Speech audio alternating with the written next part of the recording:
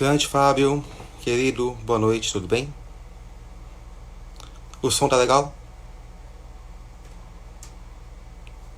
Fábio, meu amigo, o som tá bom? A imagem tá bem enquadrada? Eu sou novo nisso.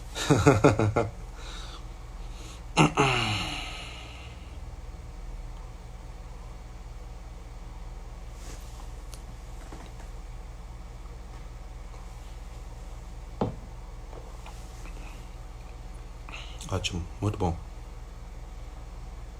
Obrigado, querido. Estamos aguardando o professor Medina, tá bom? A live já vai começar. O professor Medina acabou de entrar. 3, 2, 1. Vamos lá.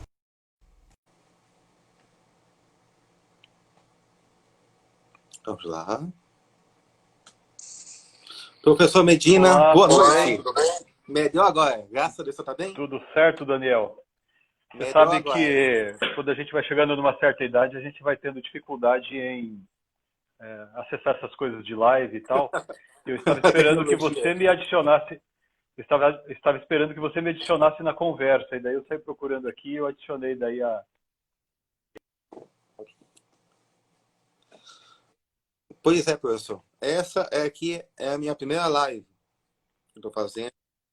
Eu não tenho muita experiência com essa Tá bom? O tecnologia, áudio tá certo? bom? A comissão já fez diversas lives e vamos lá hoje. Tá ótimo, o seu áudio está excelente. Só a sua Será que o imagem pessoal está está ouvindo bem travando a um pouco, gente? professor. Professor, eu consigo ouvir o senhor bem, certo? Só a sua imagem que está travando um pouco, por conta da bendita Melhora. internet. Isso, tá Vamos ver se agora melhorando. melhora. Melhorou Melhorou? sensivelmente, professor. Melhorou, Então tá bom. sensivelmente. Vamos em Professor, frente. Peço... pode falar. vamos lá. Professor, primeiramente é uma honra a Comissão de Estudos de Processo Civil da OAB-AM ter o senhor aqui conosco. Tá? Eu, pessoalmente, nutro um grande carinho e admiração pelo senhor desde 2002, quando eu assisti uma Nossa, palestra sua no TRT da 11ª Região, isso em novembro, a convite do professor doutor Eduardo Mesquita. querido amigo. Perfeitamente. Perfeitamente. O senhor já era recém-doutor na época, tinha lançado um livro chamado Execução Civil e eu colhi essa dedicatória. E até hoje acompanha a Legal. minha vida. Muito legal. Obrigado, Daniel. Uma honra. Que legal saber disso, lembrar disso. 2002 faz tempo, hein? Quase 20 anos. Foi um dia desse, professor. Foi um dia desse. Um dia desses Foi, mesmo. foi um dia desse. Professor, por uma questão de formalidade, eu preciso fazer a sua apresentação perante todos que estão aqui presentes. Tá, O obrigado. professor José Miguel Garcia Medina, ele é mestre doutor em processo civil pela PUC São Paulo, possui pós-doutorado pela Universidade de Colômbia, também possui. Eu estou aqui com a linha aqui, professor. Aqui, ó. Tá bom. Para não pagar, certo? Estou aqui. Estou aqui e também com esse aqui também, que é o melhor Ah, código civil legal. bancário que existe hoje no Brasil. O Ah, senhor do obrigado. Fábio, que é uma pessoa maravilhosa, professor Fábio. Uma Ah, pessoa eu adoro ele maravilhosa, também. amigo nosso. Pois bem, o professor ele é vice-schooler na Columbia Law School e fez instância docente, que é uma espécie de um pós-doutorado, né, professor, lá em Uhum. Sevilha. É titular na Unipar e professor associado na Estadual de Maringá e foi responsável pela elaboração do anteprojeto do Código de Processo Civil. Isso. Além disso, é advogado militante com intensa atuação nos tribunais superiores. E tem quatro obras fundamentais para qualquer advogado. O curso de processo civil, volume único, que eu tenho aqui a primeira edição, a última está chegando pelo correio. O CPC comentado, que é uma obra obrigatória, o Código Civil, que acabei de mostrar, e a Constituição Federal comentada. O professor É. Medina, ele não é um processualista, na verdade, é um jurista, e eu estou muito honrado, a comissão está muito honrada em ter o senhor aqui conosco, professor. Muita honra. É uma Gratidão, honra, professor. é uma honra toda minha. Obrigado, Daniel. Eu fico também muito contente. De fato, eu estive em 2002 aí, faz bastante tempo, e depois eu estive mais uma vez em Manaus, proferindo uma palestra. Eu não me lembro exatamente qual ano foi, mas acho que foi aproximadamente 2009. E eu gosto muito de Manaus. Eu tenho muitos amigos aí no Amazonas, né? É uma honra para mim estar falando com você. É claro que a gente esperaria estar conversando em circunstâncias mais favoráveis, né? Que a gente não Sim, professor, estivesse exatamente. passando por essa pandemia, que é uma coisa tão triste. Esse caos político que também nos entristece a todos, né? Porque a gente parece que vê as coisas meio que desorganizadas, desordenadas e deixa todo Sim, mundo muito aflito, infelizmente. né? Falta de liderança. Mas Esse é o problema. Mas a gente tem que seguir em frente e eu tenho participado de algumas lives como essa aqui com vocês, aí do Amazonas. Claro que a gente não vai resolver os problemas do mundo fazendo isso, mas pelo menos a gente mostra que, de alguma maneira, nós da área do direito, a gente se ajuda, a gente conversa sobre temas que interessam a todos, né? De alguma maneira, isso depois fica disponível no site da OAB, salvo engano, e Sim, o pessoal vai ter acesso, tendo outras dúvidas, eles podem falar conosco, né? Então é sim, uma professor. grande alegria. Eu acho que essas lives, de alguma maneira, ajudam as pessoas, né? Porque muitos colegas advogados, advogadas, e também juízes, promotores de justiça, defensores públicos, estudantes, professores, certamente nem todos do Brasil inteiro teriam acesso a todo esse tipo de informação, a esse tipo de conversa informal, inclusive, né? Que agora, Sim, professor. por conta desse problema todo, a gente está conseguindo ter aí no nosso dia a dia. Por exemplo, na segunda-feira, nós tivemos Fábio Carlos de Araújo. É. O Certo? Fábio é um querido Então, amigo. Eu costumo dizer que ele é um dos maiores juristas do Brasil, só que ele é muito humilde, e né? é, Então, como ele e é é, um sujeito e muito é, professor. humilde, tranquilo, mas ele é uma inteligência ímpar. Para mim, foi um privilégio tê-lo como amigo, é um privilégio tê-lo como amigo. E escrevemos juntos o Código Civil comentado, que você mencionou aí, né? Perfeitamente. E na minha modesta opinião, é o melhor código civil hoje no Brasil. Modesta Ah, opinião. obrigado. Obrigado. Professor, o senhor foi convidado, aceitou com muita alegria o nosso convite, que muito nos honrou. E no seu aceite, o senhor disse que gostaria de falar sobre recursos cíveis, certo? É. Recursos é uma matéria que o senhor tem muito domínio. A sua dissertação de mestrado foi justamente sobre pré-questionamento. É. Certo? Uhum. E Sim. o senhor domina isso, o senhor tem uma forte militância nos tribunais superiores. E o nosso objetivo hoje, nosso móvel qual é? É abordar recursos cíveis, aspectos polêmicos e atuais. Uhum. Seguindo aqui está sendo discutido hoje, atualmente, pelo STJ. Certo. Nisso, nós traçamos um roteiro, né, professor? O senhor Uhum. quer começar por onde, professor? Então, a gente vinha conversando, eu e você, ao longo desses dias, né? E você comentou sobre a conveniência de a gente começar a conversa a partir do problema do rol do agravo de instrumento, do rol Sim, das hipóteses de cabimento do agravo de instrumento, rol esse previsto no artigo 1015 do Código de Processo Civil. Sabe que quando a gente começou a trabalhar no anteprojeto, ali em 2009, já faz bastante tempo, havia uma preocupação muito grande com a quantidade de recursos, né, de recursos de agravo de instrumento nos tribunais. Se entendia que a quantidade era muito grande, era excessiva e injustificável. E daí então se começou a discutir exatamente sobre isso. Será que esse é o modelo apropriado? Nós estudávamos já então exemplos do direito comparado e exemplos, inclusive, aqui do direito brasileiro mesmo, como por exemplo da Justiça do Trabalho, né, quanto à sim, irrecorribilidade das interlocutórias antes da sentença, proferidas antes da sentença. E sim, naquela ocasião, no momento da elaboração do anteprojeto, nós optamos por um meio termo entre aspas.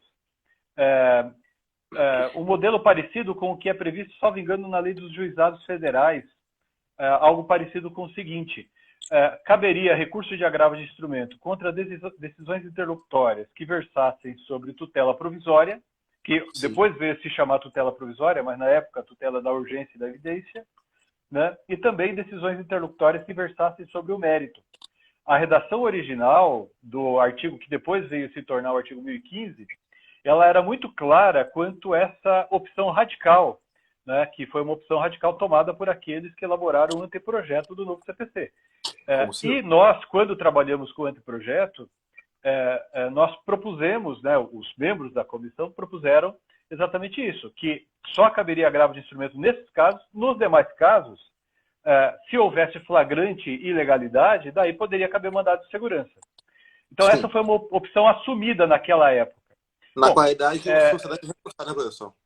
Como isso, no autêntico anteprojeto. sociedade recursal. O anteprojeto. Bom, o que aconteceu? O anteprojeto foi aceito pelo Senado, começou a tramitar no Senado, depois foi para a Câmara, depois foi para o Senado.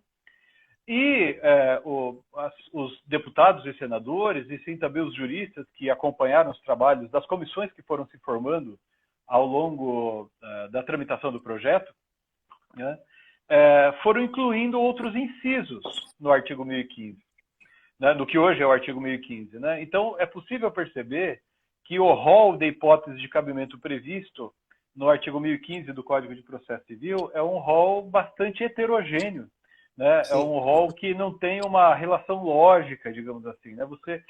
Daí, então, surgirem dúvidas, como de fato surgiram. Né? Por que cabe recurso de agravo de instrumento nesse caso e naquele outro caso, que em tese é mais grave, não está previsto na lei? Né?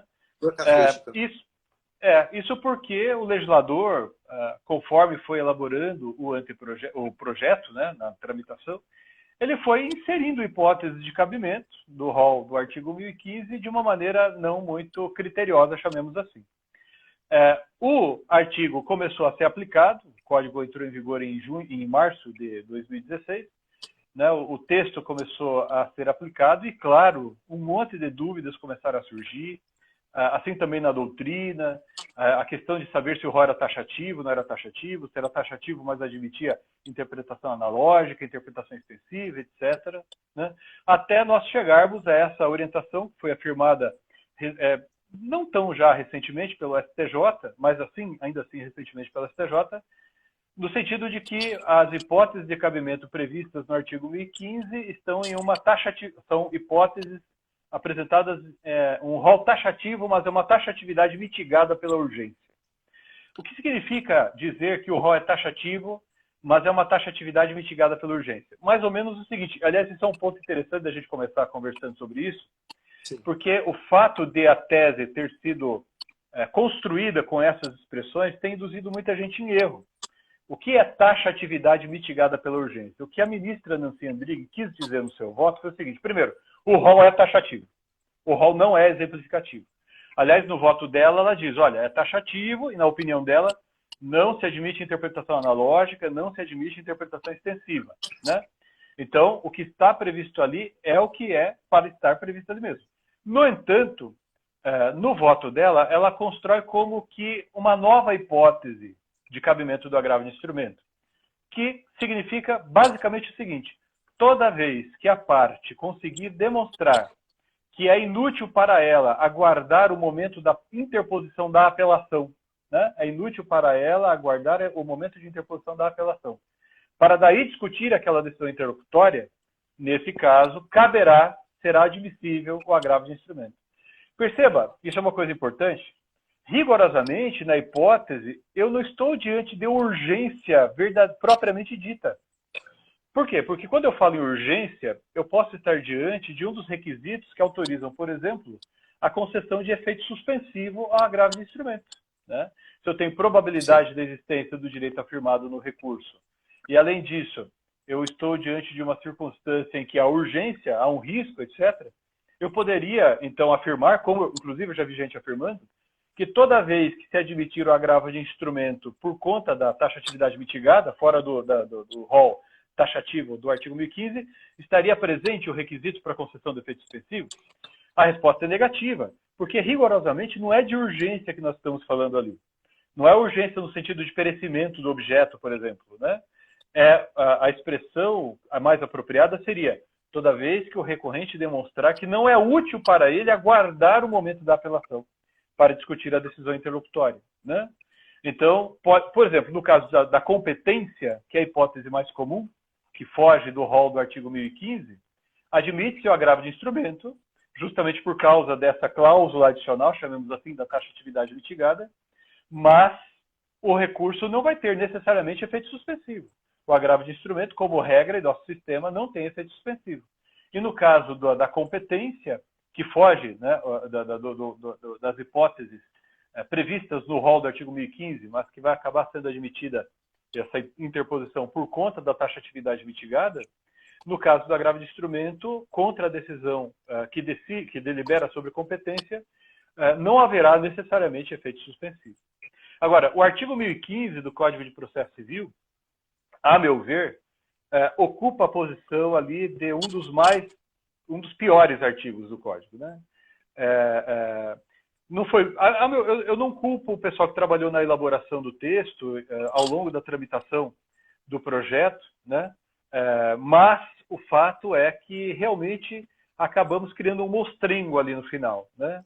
Porque se você olha para acabou de ser publicada uma obra coletiva em homenagem, inclusive, à ministra Nancy Andrighi, e eu tenho um texto, participo dessa obra coletiva, é um texto sobre decisões interlocutórias, né? O que é interlocutória, né? E eu digo ali, eu falei, olha, as interlocutórias, elas não têm necessariamente o mesmo conteúdo, né? O mesmo objeto. Eu não posso tratar as interlocutórias do mesmo modo. Então, me parece que sempre foi um equívoco querer estabelecer uma regra procedimental, uma única regra procedimental para todas as interlocutórias e para a recorribilidade de todas as interlocutórias, né? Me parece que isso não é apropriado, mas é o que nós temos aí. Outro exemplo de dispositivo que, a meu ver, também gera um monte de dúvidas por conta do modo como ficou redigido é o artigo 304 do Código de Processo Civil, né? Que fala da estabilização da tutela antecipada. Esse também é um dispositivo que, a meu ver, não tem uma redação das mais felizes, né? E gera muita dúvida também. Professor, então é o seguinte, nosso público aqui é da Comissão de Advogados aqui na OAB Amazonas. Ok. E está sendo transmitido para todo o Brasil graças ao prestígio que o amigo tem. Imagina. Ótimo. Sim, é verdade. Professor, vamos lá. Então, a sugestão que o senhor daria para um advogado que esteja diante de uma situação em que seu cliente esteja sendo prejudicado por conta de uma decisão interlocutória, mas não esteja no rol previsto lá no CPC. Primeiro, ele tem que criar no seu agravo de instrumento uma tese voltando para a taxatividade mitigada e também tem que construir um tópico voltado para a necessidade de concessão de direito suspensivo? É isso? Veja, a sugestão? Sim. Veja só, é muito importante, porque veja, isso não integra o requisito da regularidade formal da petição de agravo de instrumento. Sim, então não é um dos requisitos, não é um requisito formal da petição. Mas a mim me parece indispensável para fins de convencimento do relator e do órgão colegiado que vai receber o agravo de instrumento, demonstrar em sede preliminar da petição de agravo de instrumento que, embora aquela hipótese, né, de que está ali diante do advogado ou da advogada, embora essa hipótese não esteja prevista no rol do artigo 1015, essa é uma hipótese em que, se a parte tiver que aguardar o momento da apelação, né, para discutir aquele assunto, ela não teria interesse em discutir isso apenas na apelação, né? Ela tem que discutir isso agora, porque senão seria como que, por exemplo, uma perda do objeto. Exemplo, imagine uma situação em que a parte requer ao juiz de primeiro grau que ele determine que uma determinada demanda tramite em segredo de justiça, né? E o juiz indefere. O juiz de primeiro grau profere uma decisão interlocutória indeferindo a tramitação da causa em segredo de justiça. Ora, essa hipótese não é prevista no rol do artigo 1015, né, como hipótese de cabimento do agravo de instrumento. Mas já pensou, a parte não pode ser compelida a aguardar a sentença para daí só na apelação, né, poder discutir essa interlocutória que determinou que a ação não tramitasse em segredo de justiça. Na verdade, a ação tramitaria todo o tempo que ela tiver que tramitar em primeiro grau de jurisdição, né, de maneira pública. Ora, é natural que nesse caso tem que ser admitido o agravo de instrumento por conta da circunstância, a ideia da taxatividade mitigada, que é a tese firmada pelo Superior Tribunal de Justiça. Agora, dizer que o agravo de instrumento vai ser admissível, vai ser cabível por conta da tese da taxatividade mitigada, não significa dizer que automaticamente estará presente a urgência para fins de concessão do efeito suspensivo. Esse é o ponto. Esse é o ponto. Então o advogado vai ter que demonstrar que, em primeiro lugar, o recurso vai ser admissível, né? Por exemplo, o caso da... Por que a gente sempre cita o caso da competência, né? O caso da competência é normalmente citado pelos autores porque ele é o caso que levou a definição da tese pelo Superior Tribunal de Justiça sobre essa matéria, né? Então é o caso mais emblemático, né? Eu lembro de alguns colegas professores, colegas autores de livros, dizendo assim, olha, mas por que a decisão interlocutória que não admite, por exemplo, a alegação de convenção arbitral, né? Por que nesse caso cabe agravo do instrumento e no caso da competência não cabe, né? Porque muita gente diz que seria possível fazer uma analogia ali, se cabe no caso de decisão sobre arbitragem, também caberia no caso de competência, né? Bom, o fato é, esse exemplo da competência foi o exemplo mais emblemático. Todo mundo discutia esse exemplo na doutrina e foi o tratado nesse julgado pelo Superior Tribunal de Justiça, né?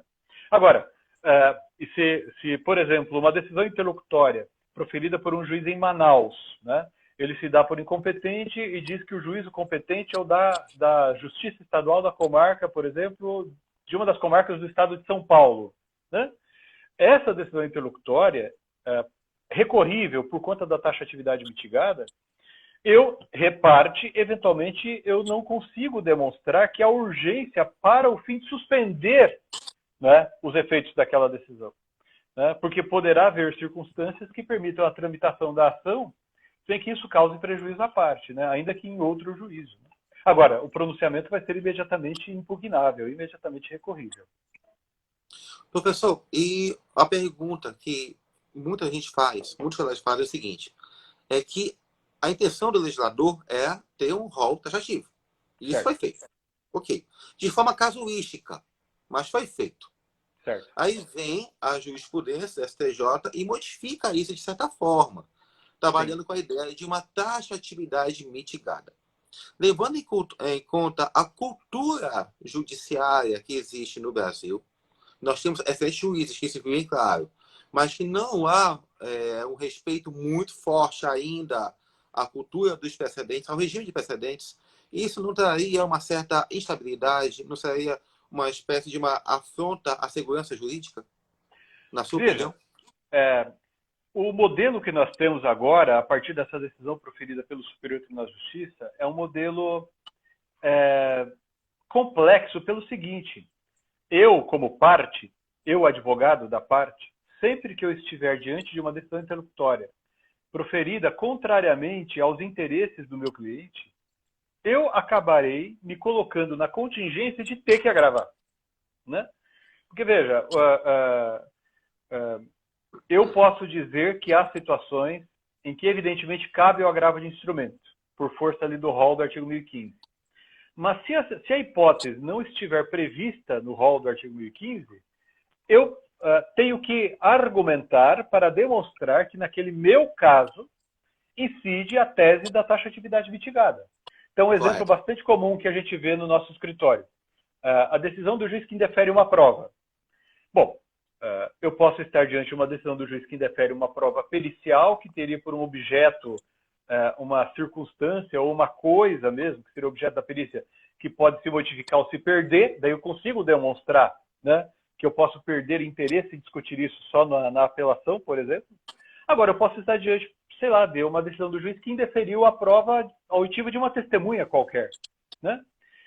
Veja, a decisão que indefere prova é um exemplo de situação em que incumbirá ao advogado argumentar para demonstrar que aquela situação encaixa-se na tese da taxatividade mitigada. O precedente, vamos chamar assim, oriundo dessa decisão da taxatividade mitigada, ficou excessivamente aberto. Por quê? Porque eu, como advogado, né, a não ser que se trate de uma situação em que, evidentemente, eu não tenho interesse em recorrer, uma situação em que, evidentemente, para mim, até estrategicamente melhor deixar para discutir isso por ocasião da apelação, né, eu acabarei interpondo o recurso de agravo de instrumento em todos os casos.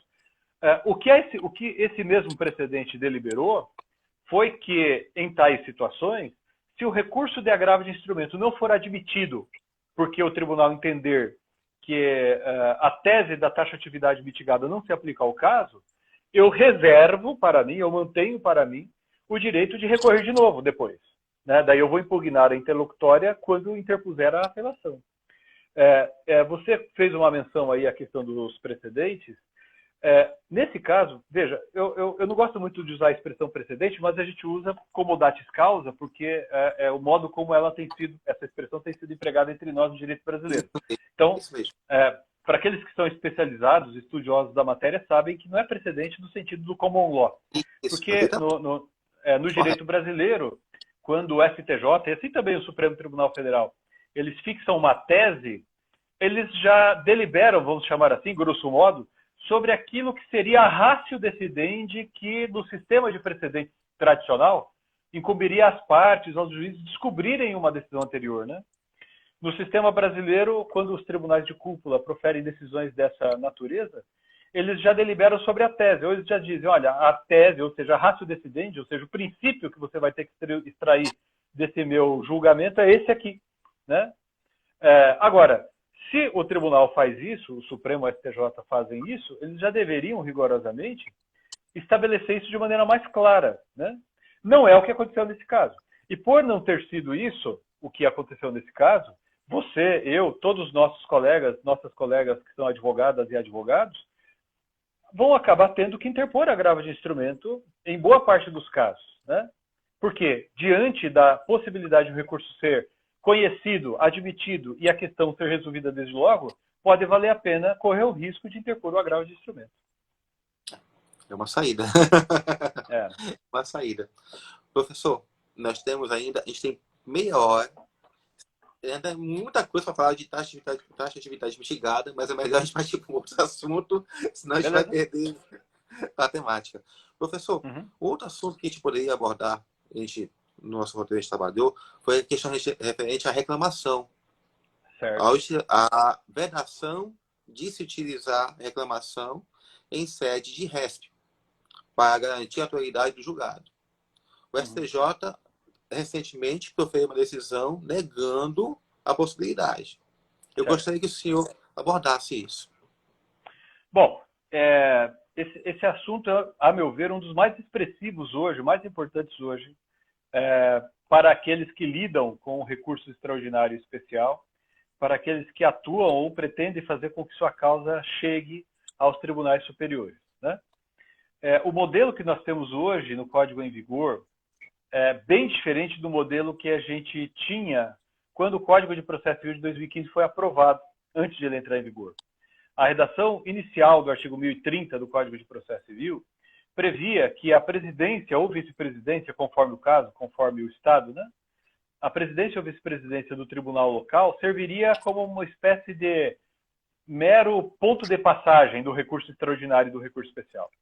O modelo, então, previsto no artigo 1030, na sua redação original do Código de Processo Civil de 2015, era muito parecido com o que permaneceu em vigor para o recurso de apelação. O recurso de apelação interposto, ele tramita perante o juízo de primeiro grau, mas o juízo de primeiro grau remete os autos da apelação para o Tribunal de Justiça, por exemplo, o Tribunal Regional Federal, independentemente de juízo de admissibilidade. A mesma coisa era prevista no artigo 1015 do Código de Processo Civil, na sua redação no artigo 1030, melhor dizendo, do Código de Processo Civil, em sua redação original. O recurso especial seria interposto por um acórdão proferido, por exemplo, pelo Tribunal de Justiça do Amazonas. A parte adversária seria intimada a se manifestar. O tribunal, a presidência ou vice-presidência do tribunal local processaria esse recurso e remeteria para o Superior Tribunal de Justiça. Veja, essa foi a opção lá de trás do anteprojeto também. E na época, em 2009, nós ouvimos inclusive ministros do STJ que se manifestaram nesse sentido, né? A ideia que muitos deles tinham era no sentido de que valeria a pena ter um órgão em Brasília, no STJ, que concentrasse o exame disso tudo. Não deixasse isso espalhado pelos estados, pelos tribunais regionais federais, para que isso fosse, daí então, examinado. Bom, o Código de Processo Civil de 2015 foi aprovado e durante a vacatio legis, sobretudo os ministros dos tribunais superiores, eles começaram a reclamar. Espera aí, se não houver restrição alguma, todos os recursos especiais acabarão subindo, né, para o Supremo e para o Superior Tribunal de Justiça, os recursos especiais para o Superior Tribunal de Justiça e os recursos extraordinários para o Supremo Tribunal Federal, sem qualquer tipo de controle. Daí, então, eles atuaram e muito rapidamente conseguiram fazer com seus argumentos, convenceram os congressistas, chamemos, digamos assim, que seria o caso de aprovar uma alteração do artigo 1030 do CPC, que foi promovida, portanto, pela Lei 13.256. Veja, o Código de Processo Civil de 2015, antes de entrar em vigor, ele foi alterado. E ele já entrou em vigor com essa alteração da Lei 13.256 de 2016. Em 2016. Veja, a principal preocupação, e se vocês resgatarem o que se discutia naquela época, a principal preocupação dos que promoveram essa modificação era a quantidade de processos. Né? O que se discutia era exatamente isso. Olha, vai chegar um número muito grande de processos aqui nos tribunais superiores. Alguma coisa a gente tem que fazer. Bom, poder ser defensiva. Nesse caso, a gente pode dizer que não foi uma jurisprudência defensiva, mas é inegável que foi uma política legislativa defensiva, né? Com o propósito de reduzir o número de recursos que chegavam aos tribunais superiores. Bom, o artigo 1030 é um dispositivo que é arquitetonicamente muitíssimo bem elaborado. Ele faz uso de três situações diferentes, de três figuras diferentes, né? Então, por exemplo, ele usa a expressão admitido e inadmitido. Então, o recurso admitido pela presidência ou vice-presidência do tribunal local, com base no inciso 5º, esse recurso sobe para o Superior Tribunal de Justiça. Vamos ficar falando só do recurso especial e do STJ para ficar mais fácil a nossa análise aqui, né? Então, o recurso especial admitido sobe para o Superior Tribunal de Justiça. O recurso especial não admitido, veja, a expressão aqui é não admitido. Por exemplo, a presidência do tribunal local entende que não houve pré-questionamento. A presidência do tribunal local entende que não houve a demonstração analítica da divergência, no caso do recurso especial interposto com base na divergência jurisprudencial, ou recurso especial intempestivo, ou coisa que o valha. Essa decisão que não admite, ela é impugnável pelo recurso de agravo previsto no artigo 1042, que é o agravo em recurso especial, que vai para o STJ.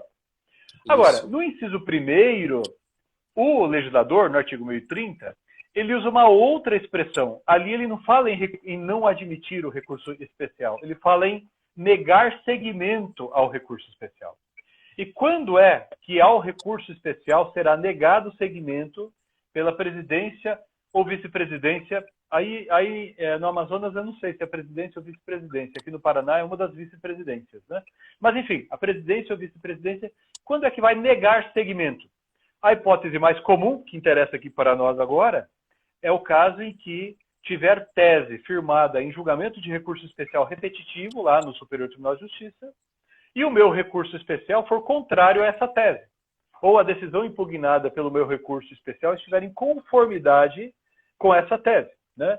Nesse caso, o presidente ou vice-presidente do tribunal local negará seguimento ao meu recurso especial. E nesse caso, não caberá o agravo do artigo 1042 do CPC, que é o agravo que vai para o Superior Tribunal de Justiça. Caberá o agravo previsto no artigo 1021 do Código de Processo Civil, que é o agravo que vai ser julgado pelo próprio tribunal local. Então, eu vou interpor um agravo interno, que é o recurso de agravo previsto no artigo 1021 do CPC, que vai ser julgado por um órgão indicado do regimento interno do Tribunal de Justiça do Amazonas, por exemplo, né? E esse órgão interno, aqui no Paraná seria o órgão especial, por exemplo, vai proferir um acórdão julgando esse agravo interno. Pois bem, o que fazer contra esse acórdão se eu, parte, entender que este acórdão está errado? Entender que esse acórdão que julgou o agravo interno, ele interpretou mal o precedente do STJ. Ou o meu recurso especial, na verdade, no meu recurso especial eu quero demonstrar uma distinção.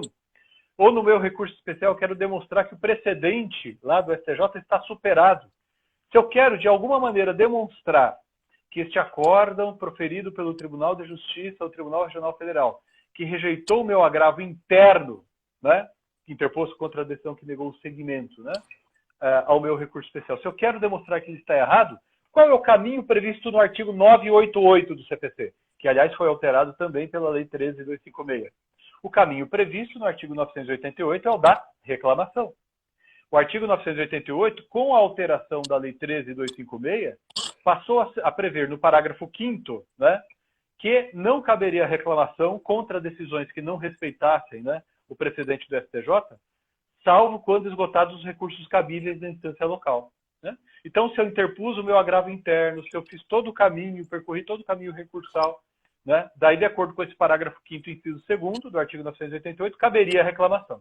Ora, o que é que o STJ decidiu no julgamento da reclamação 36.476, decisão de fevereiro de 2020, que não cabe reclamação nesse caso.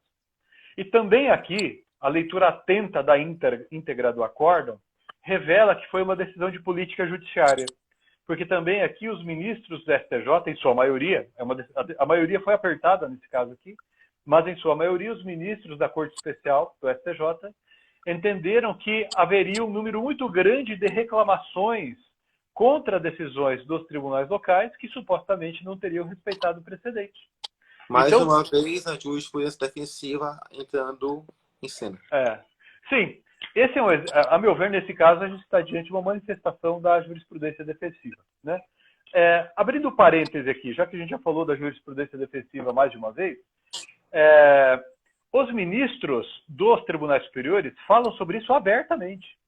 Inclusive, por exemplo, eu não me lembro agora o nome do ministro, numa posse de um dos ministros como presidente, já faz vários anos, já há muito tempo isso, presidente do STJ, ele chegou a dizer isso, que a jurisprudência defensiva ela é justificável, sob pena de haver uma quantidade muito grande de processos nos tribunais superiores e tal. Então, não é algo escondido, né? Não é algo assim que você pode dizer que eles não assumem. Não, é assumido mesmo. Eles se preocupam com isso e dizem isso mesmo abertamente. Né? E essa decisão é um exemplo disso. Bom, fechando parênteses. Sim, vamos lá. Aceita essa orientação que foi firmada no julgamento dessa reclamação, 36.476, como não vai ser admitida a reclamação nessa hipótese, o controle da correção, né, quanto à observância do precedente pelos tribunais locais, será feito esse controle pelos próprios tribunais locais. Né? Então, veja, é possível acontecer nesses casos, Daniel, e pessoal que está aqui nos assistindo, né? É possível acontecer nesses casos, dentre outras coisas, o seguinte: se o STJ firmar uma tese, por exemplo, sobre uma questão de direito bancário, né? E os recursos especiais relacionados a esse mesmo tema de direito, que supostamente, né, contrariarem essa tese, eles não vão ser processados, o segmento deles, melhor dizendo, vai ser negado. E essa questão de direito federal, na medida em que ela não mais vai subir para o STJ, ela tende a, com o passar do tempo, ser, aspas, estadualizada.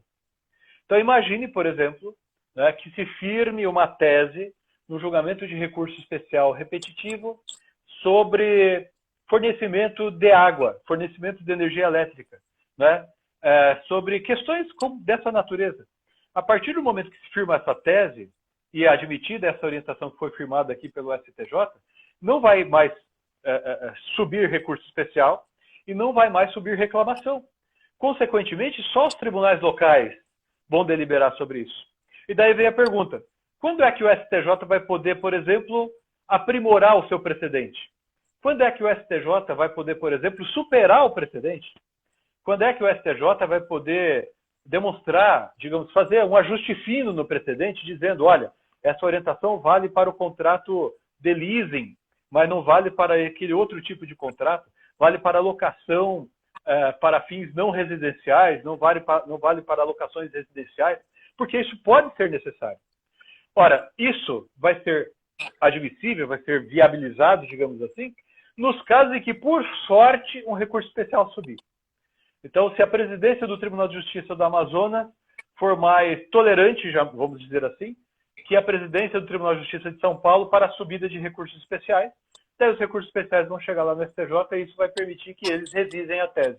Agora, vai ser uma questão de sorte, né? Porque pode suceder que aqui no meu caso, o Tribunal de Justiça do Paraná, eles sejam mais rigorosos que o Tribunal de Justiça da Amazonas. Mas é um problema. Aproveitando, se você me permite, Daniel, duas coisas importantes que muita gente não está...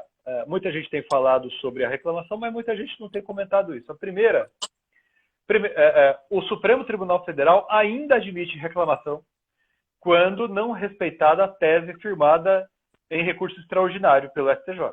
Tá? Sim. Então, essa tese foi firmada pelo... Perdão. O Supremo Tribunal Federal admite reclamação quando não respeitada a tese firmada no julgamento de recurso extraordinário. Certo? Perfeitamente. Ok. Certo. Então, essa orientação, por enquanto, vale só para o STJ. Né? O Supremo Tribunal Federal, não sabemos ainda se ele vai se espelhar no STJ, vai seguir o exemplo do STJ e também vai fazer ali como você mencionou, uma prática defensiva e criar uma restrição ao cabimento da reclamação nessa hipótese. Segundo, essa tese que foi firmada no julgamento dessa reclamação, ela vale apenas e tão somente para a tese firmada em recurso especial repetitivo. Não vale, por exemplo, para a tese firmada em incidente de assunção de competência. Porque o cabimento o IAC, na verdade, né? O incidente de assunção de competência. Porque a hipótese de cabimento do incidente de assunção de competência está em outro inciso do caput do artigo 988 e ela não decorre, essa hipótese de cabimento, de alguma das circunstâncias referidas no parágrafo 5º desse mesmo artigo 988. Professor, um amigo nosso, o grande Henrique Mouta, forte abraço para ele, ele está fazendo uma pergunta muito interessante. Qual a sua opinião sobre as PECs da repercussão geral no RESP e na transformação do recurso extraordinário e especial em ações revisionais sem efeito obstrutivo? Qual a sua opinião? Poxa, aqui para mim não está aparecendo o pessoal que está entrando na live. É uma honra saber que gente de primeiríssima grandeza como o Mouta está aqui assistindo essa live, né? Um abraço para ele e para todo mundo do Brasil. O Mouta acho que está em Brasília, salvo engano, né? Um abraço para ele e para todos os juristas, professores, advogados, magistrados, colegas, estudantes, defensores públicos que estão nos acompanhando.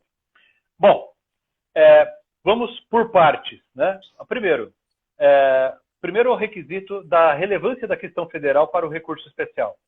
Eu sempre fui um crítico dessa orientação. Eu tinha, inclusive, uma coluna naquele site Conjur, em que eu falava, desde quando começou a tramitação da PEC, né, que propunha a criação desse requisito, relevância da questão federal para o recurso especial, eu criticava isso. Por quê? Porque, a meu ver... Eu acompanhava a coluna. Obrigado. A meu ver, esse requisito ele vai contra a função do recurso especial. Sabe?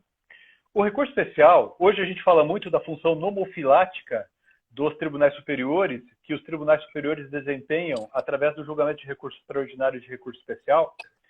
Mas o recurso extraordinário, em sua primeira versão, chamemos assim, né, quando foi concebido aqui no direito brasileiro, ele teve o propósito, claro que também a função nomofilática, mas, sobretudo, né, desempenhar uma função uniformizadora, evitar que houvesse divergência de orientação acerca da inteligência da norma, na época federal lato sensu, porque abrangia constitucional e federal infraconstitucional. Né?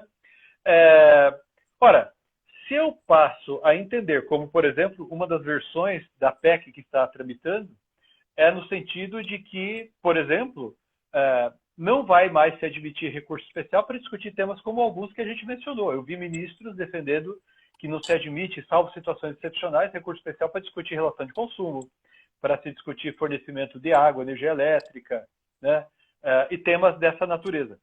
Se não couber mais recurso especial sobre esses assuntos, então, por exemplo, o STJ, se admitida a PEC, o STJ decide que não tem relevância a questão federal relacionada a danos morais. Ou o STJ diz, não tem relevância a questão federal relacionada a acidente de trânsito. Ou o STJ diz, não tem relevância a questão federal relacionada a plano de saúde. Né? Essas questões de direito federal não vão mais ser submetidas à análise do Superior Tribunal de Justiça. Né? Então, são temas de direito federal que acabarão sendo, à força, estadualizados. Né? Porque só a Justiça Estadual vai decidir sobre isso. Então, pode acontecer, que a gente está muito longe. Eu estou no Paraná e você está aí no Amazonas. Né?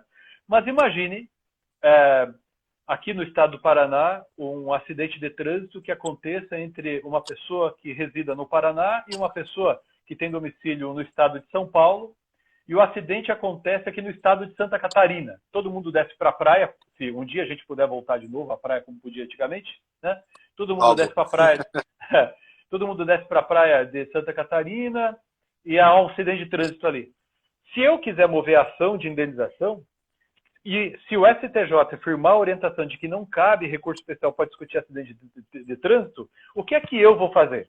Eu vou procurar meu advogado, doutor Daniel, e o doutor Daniel vai dizer, olha, a jurisprudência do Tribunal de Justiça de Santa Catarina é mais favorável quanto à inteligência do artigo tal do Código Civil, por exemplo, o artigo Y da Lei de Trânsito, por exemplo, do que a jurisprudência de São Paulo, do que a jurisprudência do Estado do Paraná, do Tribunal de Justiça do Estado do Paraná. Veja, uma coisa que muita gente não entende e às vezes se surpreende quando começa a trabalhar com recursos para os tribunais superiores.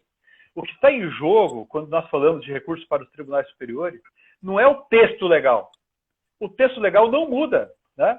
Então, o artigo, sei lá, 186 do Código Civil, que fala do ato ilícito, né? É o mesmo artigo no Paraná, em Santa Catarina ou em São Paulo. No entanto, a partir do momento que eu não admito mais recurso especial contra decisões desses tribunais, que dispõem sobre o modo como esse artigo tem que ser interpretado, com o passar dos anos, o que é que vai acontecer? O sentido atribuído a esse artigo vai mudar, né? O sentido atribuído a esse artigo no estado do Paraná, no estado de Santa Catarina e no estado de São Paulo vai sendo modificado, ou seja, a norma muda. Ora, o que é a norma jurídica? A norma é o sentido que nós atribuímos a um texto para resolver problemas. O texto legal vai ser o mesmo no Brasil inteiro, mas a norma não vai ser mais, né? Eu vou ver a jurisprudência de cada um desses estados, a norma vai ser diferente. Se isso for admitido, eu vou corromper o motivo pelo qual o recurso extraordinário lá atrás e o recurso especial com a Constituição de 88 foi concebido, que é uniformizar a jurisprudência sobre o direito federal, né? Bom, digamos que o requisito seja aprovado. Eu tenho defendido que, no mínimo, na hipótese da linha C do artigo 105, inciso 3º da Constituição, a relevância da questão federal está in re ipsa, ou seja, ela sempre está presente. Porque não sendo assim, se não for assim, eu vou acabar eliminando uma das funções essenciais, um dos motivos da existência do recurso especial. Bom, com isso eu tentei comentar aqui a primeira hipótese, a primeira parte da pergunta do Multa. A segunda parte é muito interessante. Por quê? A segunda parte tem a ver com a PEC, que muita gente chama de PEC da segunda instância. A gente tem até quando para continuar a live aqui, só para eu controlar meu tempo. Acho que tem 7 minutos, professor. Tem tempo. Tem tempo. Assim chamada PEC da segunda instância, eu estive na Câmara dos Deputados, participei de uma audiência pública para discutir com os deputados, com a comissão, na verdade, que estava trabalhando com a PEC da segunda instância, qual seria a redação apropriada e tal. Vi deputados muito preocupados com essa questão, muito responsáveis, sabe, quanto ao texto que eles têm que redigir. O relator da proposta é o deputado Fábio Tradi, que do Mato Grosso do Sul, né, competentíssimo, muito sério, e eu vi que ele está muito preocupado em não fazer alguma coisa, aspas, para a torcida, né? Ele quer fazer alguma coisa que, veja, primeiro, o que ele diz é inevitável, a proposta vai ter que andar, mas também tem que andar de uma maneira responsável. Bom, primeira coisa importante, a PEC, que muita gente diz que é PEC da segunda instância, ela não diz respeito apenas a direito penal. Ela diz respeito, embora ela seja assim chamada, ela diz respeito a todas as áreas do direito, né, que, porventura, possam se sujeitar a um recurso extraordinário e, eventualmente, a um recurso especial também. A PEC, ela extingue o recurso extraordinário e o recurso especial e cria uma ação chamada ação revisionária extraordinária e outra ação chamada ação revisional especial, né? Veja, essas ações, elas vão ser concebidas com o propósito de substituir os redores de recursos, mas são ações. E uma vez não havendo mais esse Tribunal de Justiça, por exemplo, do Amazonas, Tribunal de Justiça do Distrito Federal, Tribunal de Justiça aqui do Paraná, transitará em julgado, porque caberá contra essas decisões não mais recurso, caberá ação autônoma da impugnação. Então, eu terei ação rescisória, por exemplo, que é uma ação autônoma da impugnação, que vai ser admitida contra a decisão transitada em julgado, e terei, por exemplo, também ação revisional especial, que vai ser admissível também contra a decisão transitada em julgado. Veja, a ideia ela é criativa, não concordo, não gosto dessa solução. Me parece que é um puxadinho criado para resolver um reclamo da sociedade quanto à questão da prisão em segunda instância, o que nos levaria a outra discussão, né? Uma questão sobre os porquês de a gente acabar com mudar essa regra, mas esse é um outro problema. E cria um monte de outras dificuldades. Então, por exemplo, qual vai ser o prazo para o ajuizamento dessa ação? O prazo da ação revisional especial, por exemplo, interrompe o prazo decadencial ou suspende o prazo decadencial para o ajuizamento da ação rescisória? Né? Veja, nós vamos estar diante de uma ação nova. Se é uma ação nova, eu vou ter novos honorários. Né? Então, eu vou ter os honorários da ação, aspas, principal, que gerou essa decisão do Tribunal de Justiça, e eu vou ter os honorários da ação revisional. Né? Então, há um monte de situações, há um monte de questões que não são muito claras, para mim, pelo menos. Né? O legislador que foi chamado a disciplinar essa proposta, uma vez aprovada, e tudo indica que vai ser aprovada. Né? É claro que o Congresso Nacional, nesse momento, está muito ocupado com a discussão de problemas mais relacionados, problemas políticos, sobretudo, infelizmente, né? Mas também problemas relacionados à própria Covid, à própria pandemia. Mas certamente, assim que esse momento passar, eles vão chamar novamente à discussão essa proposta de emenda constitucional. Pessoalmente, não gosto dela. Me parece que é um caminho que está sendo criado artificialmente para tentar resolver um outro dilema. Né? Mas é aquela situação. Né? Eu não gosto dessa disposição, mas ela está ali em vigor e eu tenho que saber como aplicá-la. Tudo indica que vai ser aprovado. A gente vai ter que continuar trabalhando, discutindo, estudando, apresentando soluções ou sugestões quanto, por exemplo, ao modo como ela vai ser disciplinada quando aprovada, né? Porque vai ter que haver uma alteração do Código de Processo Civil para disciplinar a ação revisional especial e ação revisional extraordinária. Mais uma vez, obrigado, Mouta. Professor, ou seja, na verdade, passando essa emenda constitucional, o CPC, tal como está hoje, não existirá mais. Ele vai ter que ser modificado. Não, vai passar por modificação em todo o regime, uma parcela considerável no regime de recursos. Vai ter modificação também na ação rescisória, vai ter impactos em honorários advocatícios, vai ter impactos na produção de coisa julgada e assim vai. E veja, tem outras coisas que ficam em aberto, que a gente vai ter que discutir o que a gente vai fazer. Então, por exemplo, contra o acórdão proferido pelo Tribunal de Justiça do Amazonas, que julga o mandado de segurança de competência originária do Tribunal de Justiça do Amazonas, eu acho que você lida bastante com isso, porque você é advogado público também, né? Sim. Duas situações podem acontecer. Se esse acórdão acolhe o mandado de segurança, né, aquele que está no polo passivo vai poder interpor recurso especial, certo? Se aprovada a PEC, ele vai poder ajuizar uma ação revisional especial. Então não vai caber mais recurso especial. Agora, se o mandado de segurança for rejeitado por um acórdão, mandado de segurança de competência originária do Tribunal de Justiça do Amazonas, for rejeitado por um acórdão proferido pelo Tribunal de Justiça do Amazonas, cabe recurso ordinário. A PEC, pelo menos até agora, a versão que me foi... Até agora não. Então a versão... a versão que me foi submetida, que eu pude analisar quando eu participei ali dos debates lá na comissão na Câmara dos Deputados, pelo menos até aquele momento não falava sobre o que fazer com os recursos ordinários constitucionais. Porque o inciso 2º do artigo 102 e o inciso 2º do artigo 105, né, tratam do recurso ordinário constitucional, cabível nas hipóteses ali enunciadas, inclusive hipóteses de condenação criminal. Né?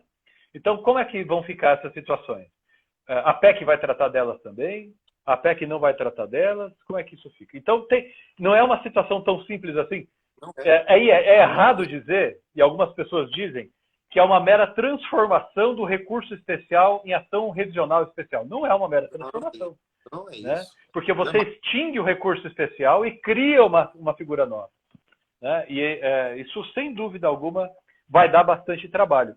É aquilo que a gente tem comentado. Para solucionar um pequeno entre aspas, mas para solucionar um problema, a gente cria um sem número de outros problemas. Né? Aí é mais trabalho para a doutrina, mais trabalho para juízes, É, mais jurisprudência e assim vai. assim vai, isso mesmo. Professor, nós tínhamos mais 2 assuntos para trabalhar na nossa live. Sei que já são aqui em Manaus 19h02, aí em Curitiba já são 20 horas e 2 minutos. 22. Daqui a pouco vai dar o gongo. Já, vai dar o gongo. Né? Só uma observação aqui. aqui. Eu sou do Paraná, mas eu resido no interior do Paraná, uma cidade Isso. chamada Maringá. Maringá, seu escritório em Maringá, desculpa, peço perdão. Eu tenho escritório em Maringá, Curitiba, Florianópolis e Brasília. Brasília. Né? Mas eu optei por morar em Maringá, cidade menor. Né? É uma questão de opção. Eu pago muito preço por isso, né? Porque tem que viajar. Agora não está podendo viajar, mas em outras situações tem que viajar para São Paulo com frequência, para Curitiba, para Brasília. Mas é o preço de morar numa cidade menor, embora não seja uma cidade pequena, né? Perfeito. Professor, eu gostaria que o senhor fizesse a sua manifestação final, porque já vai dar o gongo do Instagram e eu não quero que Tá bom. A gente cai a linha, né? Bom, isso. Em primeiro lugar, eu quero dar meus parabéns à OAB do Amazonas, à Escola da Advocacia da OAB do Amazonas, na sua pessoa e na pessoa de todos os colegas que estão aí nos acompanhando do Amazonas. Eu gosto muito de Manaus, eu fui com a minha família a Manaus, passei alguns dias aí. É um lugar maravilhoso e eu fico muito triste saber que vocês estão passando por muita dificuldade aí com a Covid. Eu espero que tudo melhore o quanto antes para vocês Amém. e para todos os brasileiros, né, que estão passando por esse momento tão difícil. Dou meus parabéns a vocês pela iniciativa. Como eu disse, é importante que os colegas vejam que, de alguma maneira, a gente pode se unir, trabalhar juntos, né? Se Deus quiser, a gente vai passar por isso e vai sair melhor disso, né? Claro que é difícil. Estamos todos passando pela mesma tempestade, mas não no mesmo barco, né? Cada uns com mais, outros com menos dificuldade. Mas é isso, a gente tem que continuar estudando, seguindo em frente, pesquisando, se atualizando, porque, se Deus quiser, como disse, isso vai passar e a gente vai ter que tocar o nosso barco e seguir em frente. Um abraço a todos que nos assistiram. O pessoal pode me encontrar aí facilmente nas redes sociais.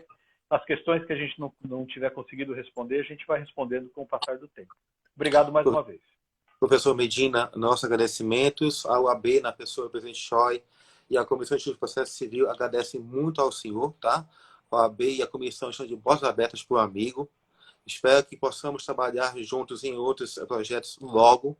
E Deus abençoe. Se Deus quiser. Obrigado, querido. Tá? O senhor é um abraço. grande amigo. Deus abençoe. Um abraço. Deus abençoe. Um abraço. Obrigado. Um abraço a todos. Tchau, tchau. Tchau. Tchau. Tchau, tchau.